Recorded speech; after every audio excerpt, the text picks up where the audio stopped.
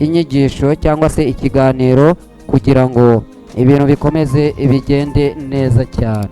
Ubwo rero Yesu aratangira, niba aratangira bibwira kugira ngo mwicare muzi umuntu uri kubaganiza cyangwa se abamuzi namwe ubwo muraba mubyumva neza cyane, n'abatamuzi muraza kumumenya. Icyambere ni ugutega amatwi ukumva inyigisho, byibuze izo nyigisho mukaba mwanazigenda no mu rugo mukazigeza mu rugo kuko ni ibintu byiza cyane.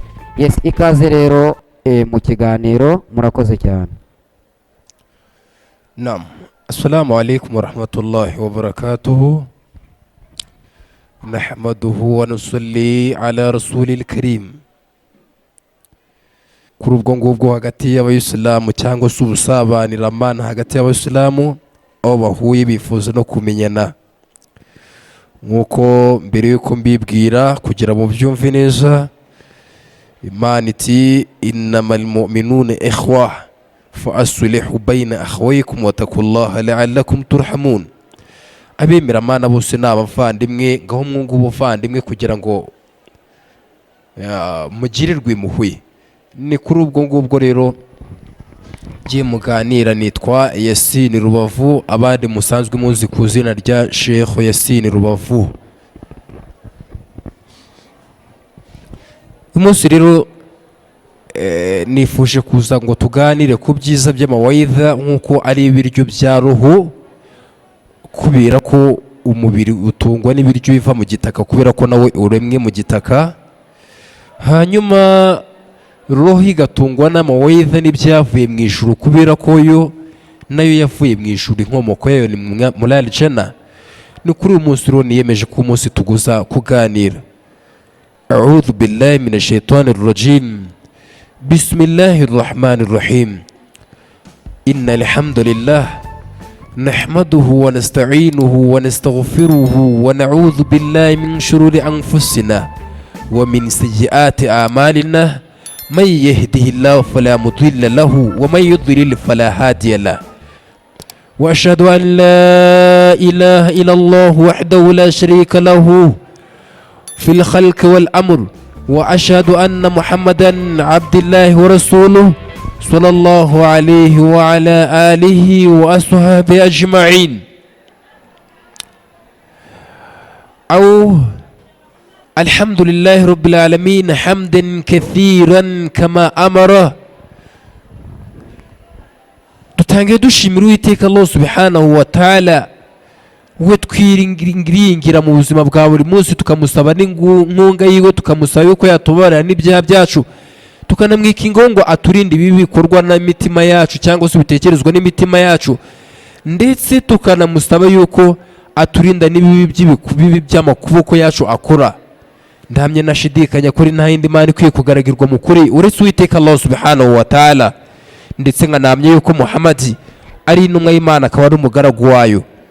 Allah nk'uko tumushimira nk'uko yabitegetse, turadusaba ngo rero abasilamu twirinde ikibi cyadutwara hirya y'ubumenyi bw'idini, ndetse kikatuzanira sharri, ikibi mu buzima bwacu bwa buri munsi, kubera ko fa inna jisamuna ala nari la taqwa. Mu by'ukuri imibiri yacu ntiyabasha kwihanganira umuriro wa Allah subhanahu wa ta'ala. Usikum ijiye bitakwa Allah jalla fi'ula, ndabagira inama yo gutinya Allah subhanahu wa ta'ala. Idha almar'u lam yalbisu thiyaban min at-tuqa, kubera ko utazambika umwambaro wo gutinya Imana Uwiteka Allah subhanahu wa ta'ala, takarraba uluyanan wa kana kasiya, uwo ngo azaba yambaye ubusa. Umuntu utaziya kugandukira Imana, kugandukira Imana nibyo bituma uhora wambaye, nutiha ugahunda yo kugandukira Imana ngo uyigaragire nk'uko bikwiye, uzaba wambaye ubusa.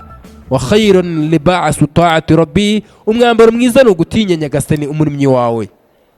Wala khayrun fi man kana lillahi asiya, nta mwambaro ndetse nta n'ibyiza kuri wa wundi udatinya Nyagasani umuremyi wiwe.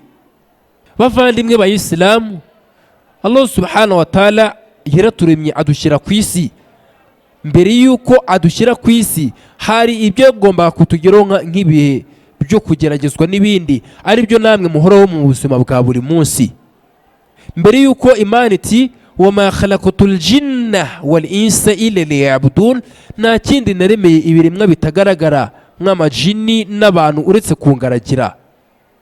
mbere uko amajini abantu babaho, amashitani na shitani bari icyo gihe haciyemo imyaka 2000 kugira ngo umuntu abe yaremwe ashyirwe ku isi. ubwo ibingibi byakoraga amahano, aya mashitani ubwo yakoraga amahano cyangwa se aya majini cyangwa se aya madayimoni, Nyagasani yararaka afata icyemezo cyo kuyarimbura ngo yakure ku isi. Ararimbuka avaho. muri uko kurimbuka ubuzima bwakomeje gukomeza muri ubwo buryo, hashira imyaka 2000 habona kuremwa mwene Adamu ari witwa umuntu. Imana ibwira abamarayika ati wa idh qala rabbuka lil malaikati inni ja'ilun fil ardi khalifa. Imana ikora ikiganiro n'abamarayika ibabwira ati mu by'ukuri ngiye ngiye kurema abamarayika, ngiye kurema ikiremwa muntu kizahagarira amategeko yanjye ku isi. Icyo gihe Imana ikaba yararemye abamarayika mbere y'amashitani, dore ko amashitani yo amajini yo yararemwe mu kibatsi cy'umuriro, abamarayika bo bari baremwe mu rumuri. Roho Imana yarayifashe iyishyira mu muriro, ari buyo majini agomba kubaho. Nuko irangije ifata roho indi iyishyira mu rumuri, ari bo bamarayika bari icyo gihe. Irema abamarayika babarirwa mu byiciro bigera kuri za miliyoni, kandi buri cyiciro kikaba gifite ibyo gishinzwe. Hashize igirema amajini arigomeka iyakura ku isi.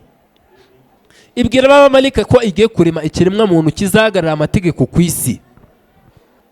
Abamarayika baravuze ati ese ugiye kurema ikiremwa muntu kizamena amaraso ku isi, kikangiza kigakora ibyaha?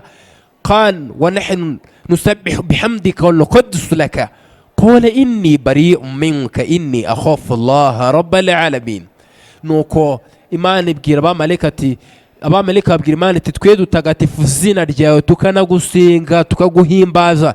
Imana iti ngewe nzi ibyo mutazi. Nkuko bivugwa mu by'ukuri koko Imana yari izi yuko izi byinshi kurusha ibyo abamarayika bazi. Yari izi yuko nubwo ikiremwa muntu kizamena kikamena amaraso, hari ibiremwa bizaza bigatangira kugaragara Uwiteka nkuko bikwiye. Kuva ubwo Allah subhanahu wa ta'ala yaje kurema Adamu, irangije wa allama Adama li asma'ihi, irangije irema abamarayika, irema Adamu iramubwira ati ngaho babwire amazina biriya. Adamu atangira kwita ibintu amazina, aravuga ati iriya ni inyanja, uriya ni umuntu, kiriya ni igisimba, intare, ibi n'ibibaya, ibi bizitwa ibiyaga, n'uriya ni umuriro. Ibi byose Adamu yarabivuze. Allah subhanahu wa ta'ala arabireba abwira abamarayika ati sinabwiye ko ngewe nzi ibyo mutazi. Kubera ibyo ngaho rero nimwubamire Adamu, bidasobanuye ko bari bamusenze, ahubwo ari inyubamo y'icyubahiro bari bahaye umuntu wari ugize icyubahiro. Uyu muntu akazagira agaciro igihe icyo ari cyo cyose azarangwa no kugaragara Uwiteka Allah subhanahu wa ta'ala. Igihe atazagaragira Allah akazasuzugurika hasi y'ibiri hari byose. Imana muri surati Takwir, muri surati Tin, Imana iti walakad khalaqna al-insana fi ahsani taqwim thumma radadnahu asfala safilin illa alladhina amanu wa amilu salihati falahum ajrun ghayru mamnun. Imana iti mu by'ukuri twaremye umuntu mu shusho ishimishije, ishusho yubahitse, hanyuma tumusubiza hasi y'ibiri hasi byose. Igihe atazagaragira Uwiteka Allah subhanahu wa ta'ala, uretse wa wundi wemeye agakora ibikorwa byiza binashimisha Imana, ngo niwe uzaba wubahitse. Ngibi ibyabaye kubyerekeye urupfu. Imana iti rero cyangwa se mu kugeragezwa ku isi, ahangaha isomo ryacu ryitwa ati al-imanu wal istiqama, ni ukwemera ndetse no kugira igihagararo ku dini yawe cyangwa se ku muremyi wawe ntumuri kure. Iri ni ryo somo ryacu ry'uyu munsi, al-imanu wal istiqama, ukwemera ndetse no kugira igihagararo. Hakaba hakinjiramo n'andi masomo bijyanye no kuba hakinjiramo kugira ngo isomo ribashe kuba ryasobanuka neza. Al-imanu wal istiqama, ukwemera ndetse no kugira igihagararo kugira ngo byumvikane neza, ahangaha niho haje kubaho umugabo witwa Dawudi wari kuzabaho igihe kirekire cyane, maze Imana iramushishikariza cyangwa se Imana imumenyesha ko azava ku isi. Uyu mugabo mu kuba yari kuzaba ku isi igihe gito yari afite imbaraga zidasanzwe, maze amenyeshwa n'umugabo witwa Malakul Maut, n'umumarayika ushinzwe gukuramo abantu roho, maze amumenyesha amubwira yuko aje kumukuramo roho. Arabyanga kubera ko uyu Dawudi ise wa Salomo amumenyesha yuko aje kumukuramo roho. Dawudi yaje kubyanga, maze Dawudi yari kuzabaho imyaka 40, ariko uko byaje kugenda ngira ngo ugiye kunkurikira wumva ukuntu byaje kugenda. Uyu Dawudi